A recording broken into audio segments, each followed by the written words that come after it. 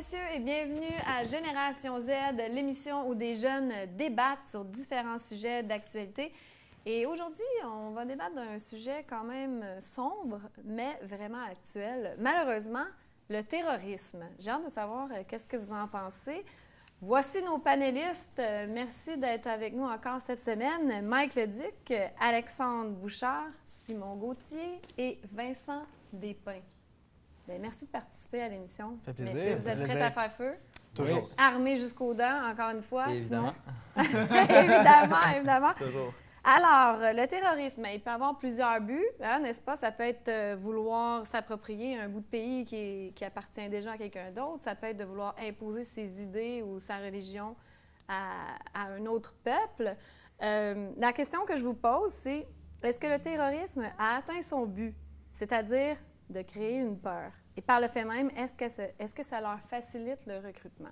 D'après moi, ils n'ont pas réussi leur objectif de créer la peur parce qu'on regarde partout dans la société, le monde, ils font leur loisir, ils se promènent en ville, puis ils n'ont pas peur nécessairement de faire ça.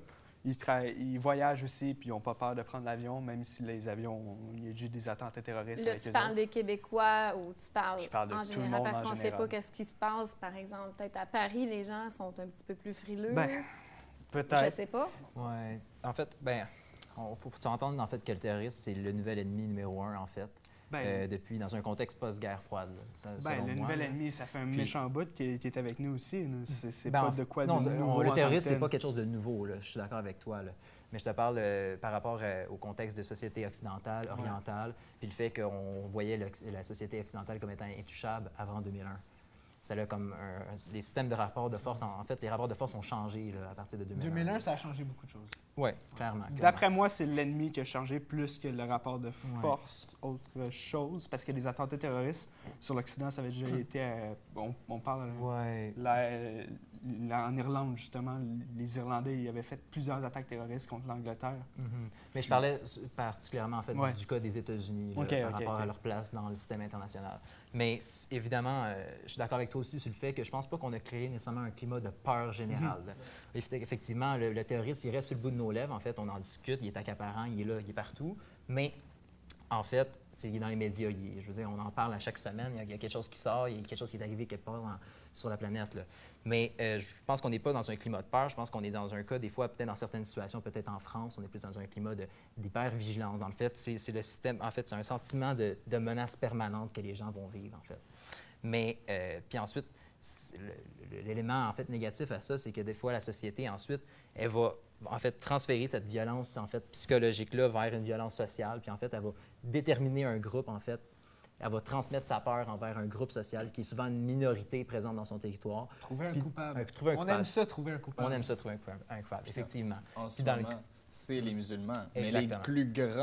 Mais les plus grandes victimes du terrorisme en ce moment, c'est les musulmans.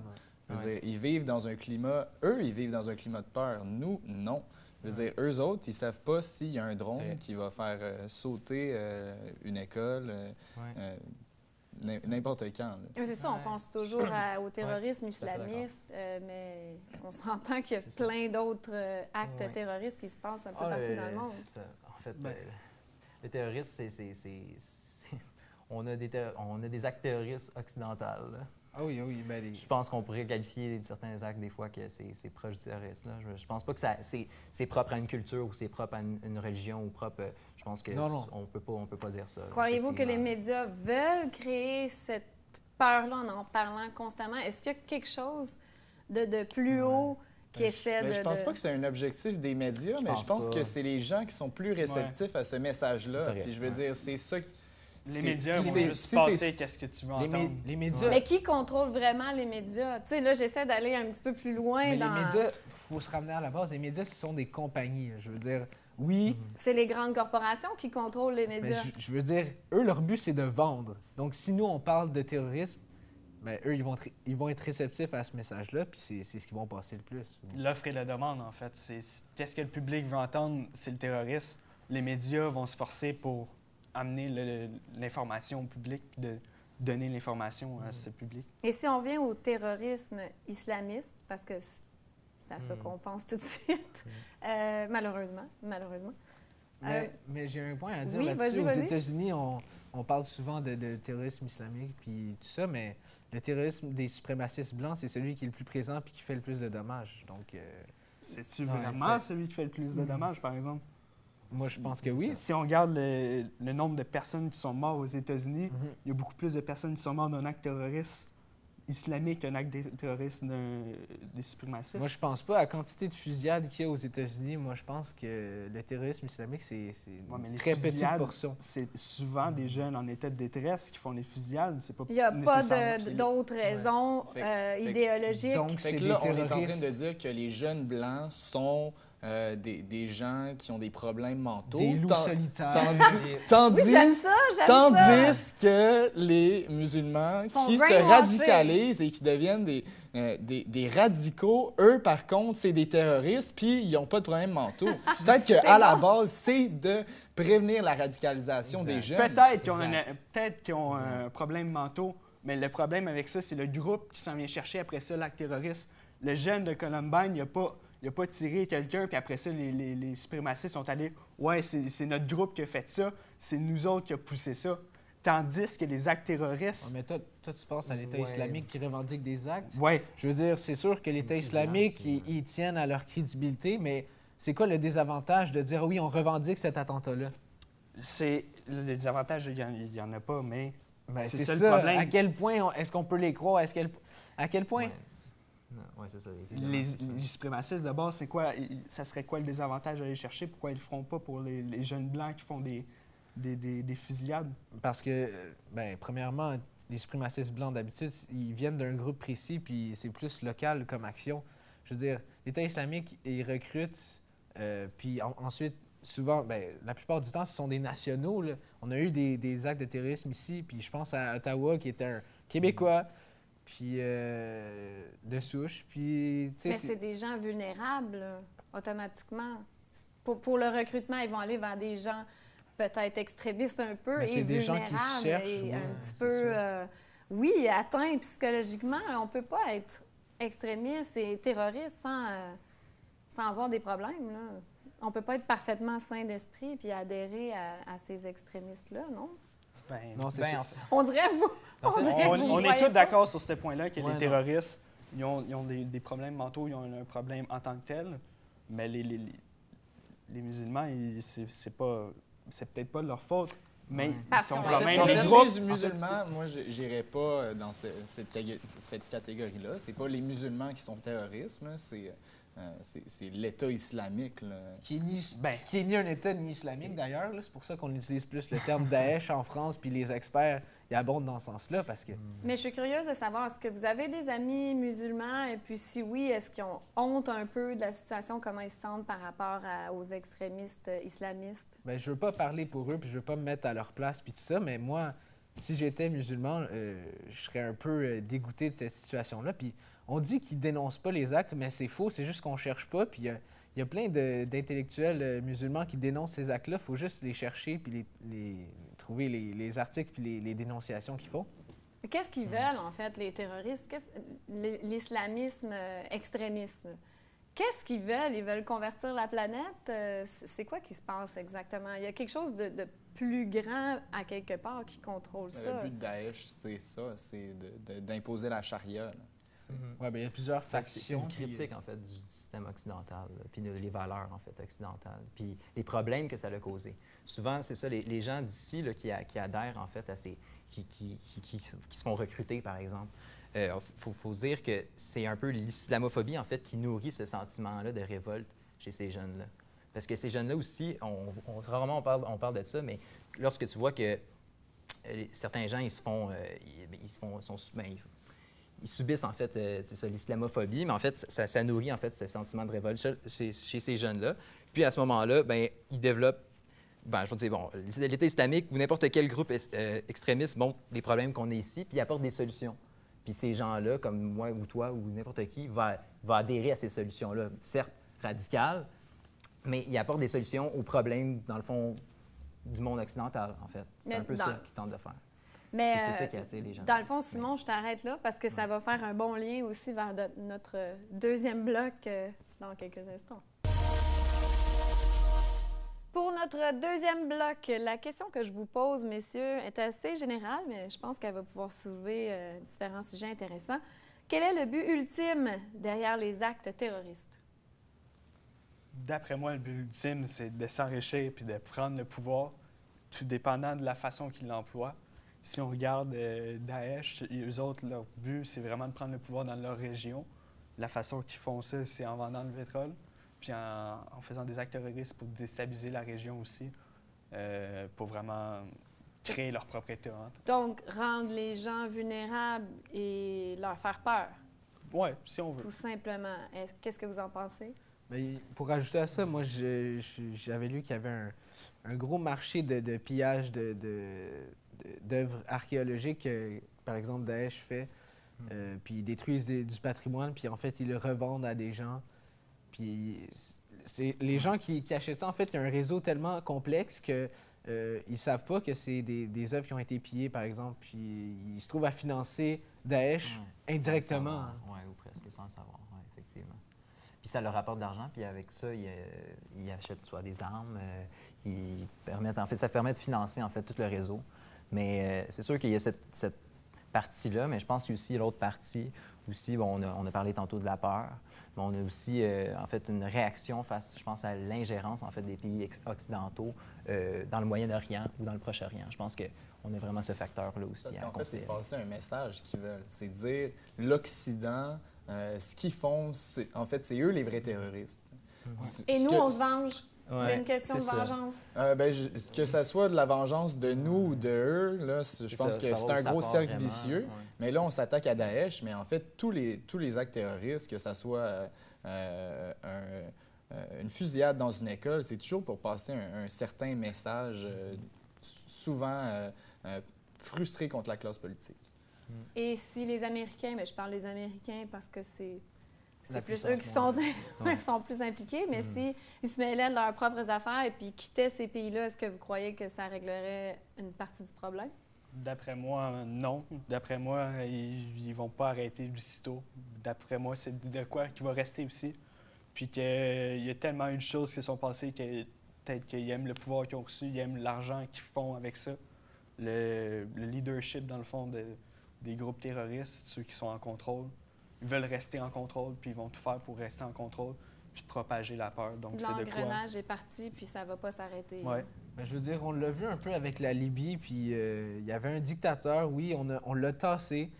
Puis là, mais tu sais, il y a certaines circonstances qui sont importantes à considérer. Puis là, les États-Unis se sont retirés. Ça a laissé un certain vide politique. Puis il y a certains qui disent que le groupe Daesh s'est créé là par ce vide politique-là.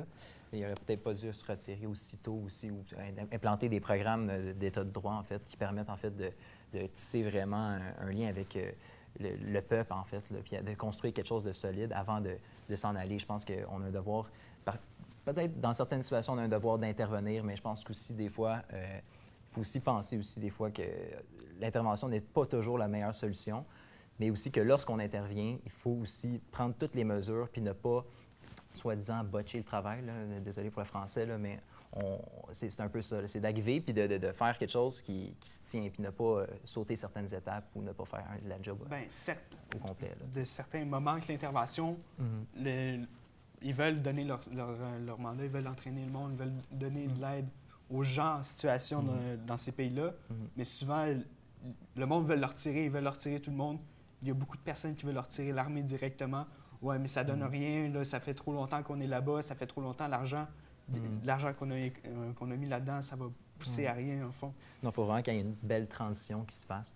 Puis ça, l'ONU, d'ailleurs, il y a plusieurs programmes de l'ONU ou plusieurs organes de l'ONU qui travaillent fortement, en fait, à travailler, en fait, à cette transition-là, là, surtout dans les endroits où, que, mettons, les organes de maintien de la paix, là, qu'on parle, là, puis on suit la transition, en fait. Fait que c'est vraiment important c'est sûrement l'étape la plus importante, je dirais même, quasiment. Mais c'est une opération assez délicate là, parce qu'on navigue entre impérialisme, s'impliquer, inculquer les valeurs dites démocratiques de l'Occident et de l'autre côté, ben, laisser leurs valeurs faire, puis laisser les sociétés s'organiser. Mais il y a tout un équilibre là-dedans qui est, je crois, difficile à atteindre. Vous parlez pas de religion, messieurs. On tue quand même au nom de Dieu, ici? Moi, je pense pas que c'est représentatif d'une religion en particulier, là. Je pense que c'est des extrémistes qui...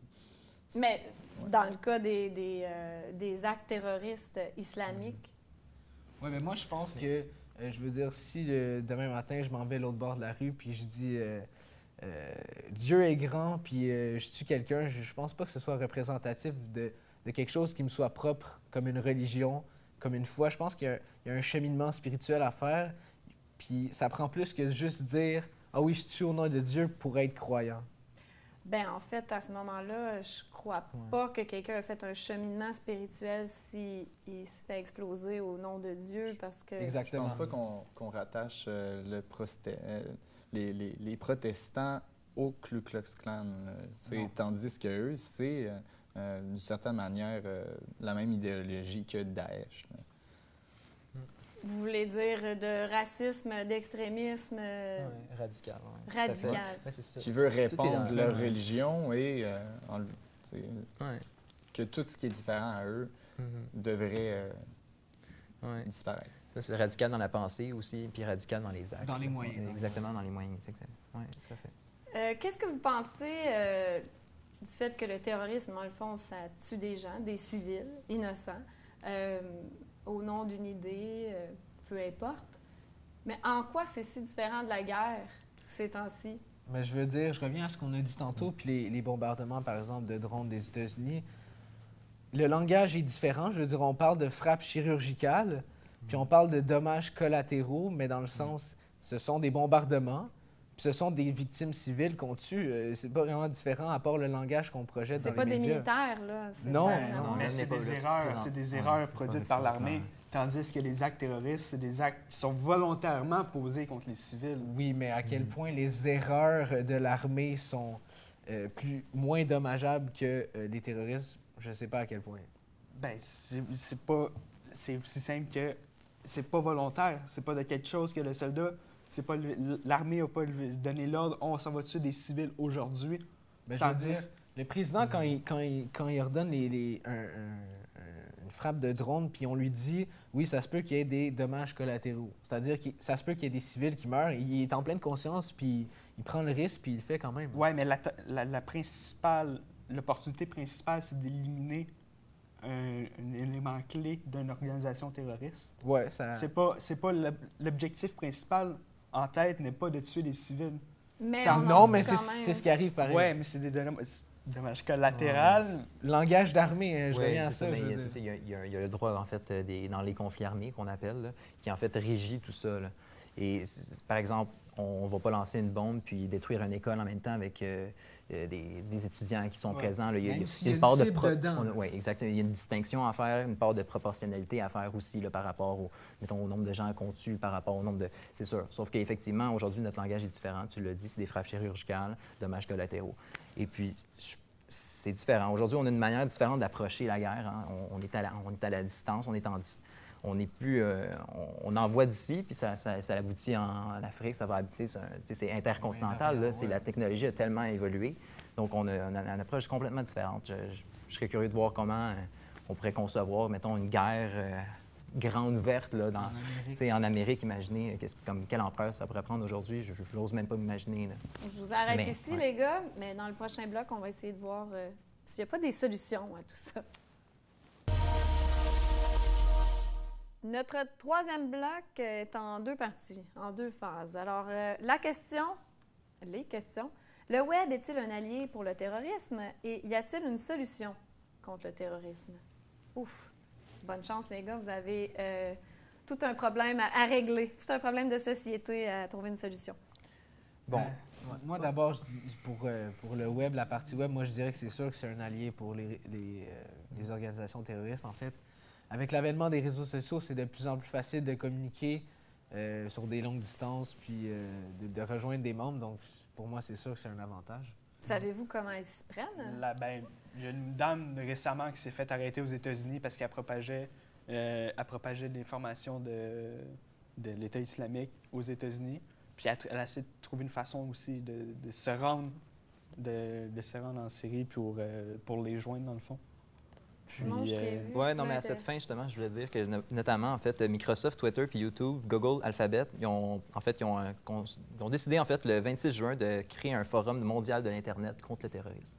Donc oui, il y a quelque chose qui est en branle en ce moment, qui se passe dans les médias sociaux pour essayer de combattre là, ces mouvements djihadistes, etc. Les compagnies aussi ils retirent les comptes en plus de tous les membres qui font la propagation. Exact. Ils retirent Exact. les comptes le plus possible, direct quand que Oui, il y a l'opérateur... comme une police d'Internet qui C'est fait un ça. suivi. En ce moment, ils là. essaient d'échanger des outils, en fait, des instruments pour essayer à repérer ce contenu-là, puis à l'identifier rapidement. Puis, en fait, c'est vraiment un échange entre ces grandes organisations-là. Puis, Mais qu'est-ce qui est un outil pour eux peut être aussi un outil pour nous, parce que souvent, les photos, ils ont la géolocalisation, donc Effectivement. si les C'est terroristes plus prennent les facile photos, oui. la localisation va être plus facile pour les États qui opèrent contre eux autres. Mais est-ce qu'on n'en parle pas trop? Est-ce qu'on donne trop d'attention, les médias donnent trop d'attention au terrorisme? Est-ce que donner l'attention à ce sujet-là ne fait pas qu'il prend de l'ampleur? D'après moi, oui. D'après moi, c'est de quoi qui devrait être parlé le moins possible. Tu fais... Pas qu'on n'en parle pas. On sort la nouvelle, une journée, c'est fini. On doit arrêter d'en parler. Parce que c'est là, quand on en parle beaucoup, que c'est là que l'acte terroriste prend de l'ampleur et que la peur se propage. Sur ça, je suis pas tout à fait d'accord. Ah, intéressant. En fait, oui, non, en fait, moi, je pense que justement, en fait, je pense que ça fait partie des solutions, en fait. Je pense que d'en parler, d'en discuter, c'est ça, de porter réflexion, en fait, à ce sujet-là, je pense que c'est le moyen, en fait, c'est notre façon d'être vigilant, en fait, envers le phénomène. C'est pas nécessairement de créer une peur ou de nourrir cette peur-là, mais c'est d'être vigilant. Puis je pense que c'est une des premières réponses, puis c'est une des premières solutions, en fait, au problème, en fait, du terrorisme. Mais moi, je pense qu'il y a une Je trouve que c'est la façon... base. Je pense qu'il y a une façon de faire, par contre, quand je regarde, puis il y a un attentat, je pense, par exemple, à Paris, puis je regarde pendant 8 heures le téléjournal, tout ce qu'on voit, c'est les attentats terroristes. Bon, le chemin qu'ils ont pris, les plans, puis tout ça. Je pense pas que ce soit l'idéal de détailler ça. Moi, je pense qu'on devrait parler des victimes d'abord, puis je crois qu'on devrait parler des solutions, puis des causes de ça. La radicalisation, comment on peut la prévenir, tout ça. Je pense que étaler la misère des gens, c'est vendeur peut-être pour les médias, mais je pense pas que ce soit l'idéal. Il faut séparer le sensationnalisme Exact. des médias, Exact. puis d'en parler Tout à comme fait. on fait maintenant de façon constructive. Ben oui, mais le sensationnalisme, les gens en raffolent. Exact. C'est ça ça, qu'on ça- disait dans le dernier bloc. Ça vend. Fait que Ça nourrit le conflit. comment qu'on fait pour que les médias arrêtent d'en parler quand les gens y aiment voir ça? Ben, faudrait C'est vrai. pousser à limiter, pas limiter, mais assez de suggérer aux médias d'arrêter d'en parler, de parler d'autre chose, d'amener une solution. Est-ce que ça ne serait pas un travail à très long C'est- terme je pense d'éducation, de changement des mentalités? Je pense qu'on a aussi notre part de responsabilité en tant que citoyen. Je pense que aussi, on peut choisir les médias qu'on veut écouter, les médias qu'on désire visionner. Je pense que choisir notre contenu, je pense que c'est quand même peut-être un aspect de la solution. Je pense que ça peut avoir un effet. Je veux dire, si on ne visionne plus un contenu, je pense qu'à force, le média, ça envoie il un vit- message- il vit- ça ça envoie un envoie un message message clair. direct. Là. Je pense On que veut pas entendre parler c'est de là- L'offre c'est et la peut-être demande, petit- tout simplement. Ouais. c'est facile à faire. Je pense que aussi c'est quelque chose qui est simple à faire là, au quotidien. Donc, je Changer pense de que- poste, ouais, c'est changer de un poste, ouais. bouton. Un bouton. Puis plutôt que de penser à lutter contre le terrorisme, est-ce qu'il ne faudrait pas mettre en place, prévenir avec l'éducation? Essayer de, je ne dis pas de parler du terrorisme plus, mais aller chercher peut-être les gens qui seraient plus vulnérables, puis les encadrer pour prévenir à long terme. Des cours de Ouais. philosophie qui commencent au secondaire pour vraiment aider l'esprit critique, ça pourrait être une bonne solution, d'après moi. Oui, en fait, je pense que tout part de l'éducation. Là. Pour généraliser, en fait, ton commentaire, là, je pense qu'effectivement, tout est dans l'éducation. Je pense que ça peut avoir une grande part. Ou les gens Ouais, qui sont plus effectivement. isolés, aller les chercher aussi, parce que ça doit être Ouais. eux qui sont plus C'est vulnérables vrai. Oui, tout à fait. à des actes comme ça ou à devenir Offrir- tueurs en série ou peu Ouais. importe. Offrir de l'aide aussi, offrir des numéros comme l'aide au suicide, offrir de l'aide pour ceux qui sont L'aide à instables. la radicalisation. Ouais. Un centre, justement. Oui, c'est exactement. C'est intéressant. Ouvrir que tu des soulèves. centres, puis Ouais. pousser le monde à Effectivement. chercher de l'aide. On a l'impression que le nombre d'actes terroristes est grandissant. Est-ce que c'est le cas? C'est pas le cas. En fait, dans les années 70, il y a eu vraiment beaucoup plus d'attentats terroristes qu'en ce moment. Si tu regardes en Europe de l'Est, en Tchétchénie, si tu regardes la Corse, le nationalisme était très fort. Maintenant, c'est juste que c'est différent, puis que ça vient d'un autre... Ça vient pas de l'Occident, d'après moi. Fait que là, on en parle plus parce que c'est pas des Occidentaux qui commettent les crimes. Je veux dire, on l'instrumentalise à des fins politiques, dans le sens que... Géopolitique, puis, je veux dire, on le met à dos... On n'a plus l'URSS pour mettre à dos à l'Occident. Pour accuser donc, tout le monde? Ben oui et non. Je veux dire, c'est sûr que c'est une technique politique, mais... Puis j'aimerais soulever peut-être un autre problème, en fait. C'est peut-être aussi, lorsqu'on va essayer de contrer, en fait, le terrorisme en augmentant, par exemple, la sécurité.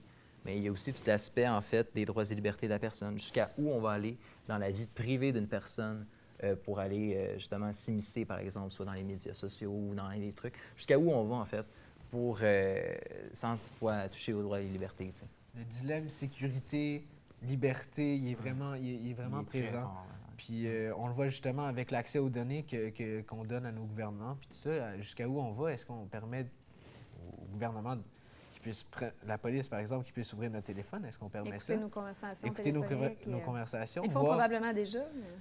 Je veux pas partir de conspiration, mais... Pas pour te le briser, mais ils le font déjà, puis c'est C'est ça que déjà je crois enregistré, aussi. puis c'est de... Bien, ça doit être plate pour eux, mes conversations, mais je veux dire, ils peuvent le faire. Ils le font déjà. Avec une facilité déconcertante, vraiment. Oui, et ça a été exposé. Le public a malheureusement pas répondu à ça. Et d'après moi, le consensus qu'on en reçoit par ça, c'est que le public aime mieux échanger leur sécurité et leur droit à l'anonymat. Mais je pense pas qu'ils soient pleinement conscients de tout ce que ça implique, en fait. Parce que toi, tu penses sûrement aux États-Unis en ce moment. Ouais, mais c'est parce que qu'est-ce qu'il y a les États-unis nous touche aussi. Oui, clairement. En fait, on n'a plus de vie privée, c'est ça qu'on dit. Ouais. Et bref, en conclusion, je dirais que les médias, les réseaux sociaux, tout ça, font partie du problème et de la solution en même temps. Alors, c'est comme on court après notre queue. Je ne sais pas ça va être quoi la solution, mais c'est important de savoir que c'est pas nécessairement grandissant. Ça, je trouve que c'est un élément clé du débat. Et les médias sociaux, c'est comment on l'utilise. Si on l'utilise pour faire du sensationnalisme ou si on l'utilise pour prévenir la radicalisation. Bien, messieurs, merci beaucoup de votre participation. J'espère que vous allez revenir nous voir. Avec Bien plaisir. sûr. On a un petit panéliste établi ici que j'aime bien. Bien, merci beaucoup et nous, on se retrouve la semaine prochaine. Merci d'être à l'écoute.